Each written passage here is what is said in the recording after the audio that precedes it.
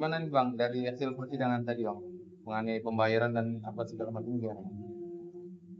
Ya, saksi-saksi yang dihadirkan hari ini dari tergugat dua ya, Telkomsel ya, itu mengenai lebih ke soal pembayaran itu ya, pembayaran dan aktivasi kartu ya.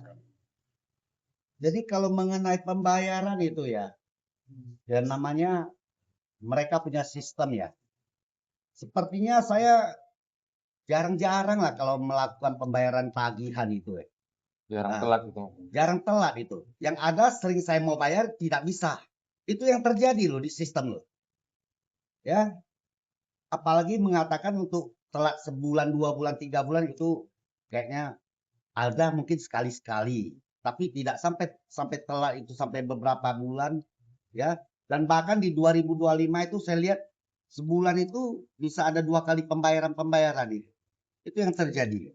Itu yang untuk pembayaran ya. Yang mana udah dijelaskan tadi ya itu ya. Yang namanya mereka punya sistem ya. Yang mana dugaan dari awal itu sistem-sistem itu pun bisa disabotase sama oknum-oknum ini ya. Terus mengenai yang mana adanya saya temukan ya pada pembuktian-pembuktian ya. Yang mana ada T28 ya, T211, T212, T27, T214, T215 dan lain dan yang sebagian lah ya. Ini aja saya temukan bukan tanda tangan saya loh. Yang mana ada formulir pindah paket, turun limit, ganti kartu. Itu bukan tanda tangan saya itu. Dan permasalahan ini mungkin nanti mau kita laporkan ke pihak polisian itu. Ya. Maksudnya Bang mungkin dari apa laporan Abang itu yang menaikkan bukan Abang itu? Bukan tanda tangan saya itu. Saya jelas kok kalau tanda tangan saya itu, yang mana tanda tangan saya pasti tahu kok. Itu nanti saya mau laporkan ke pihak polisian kok.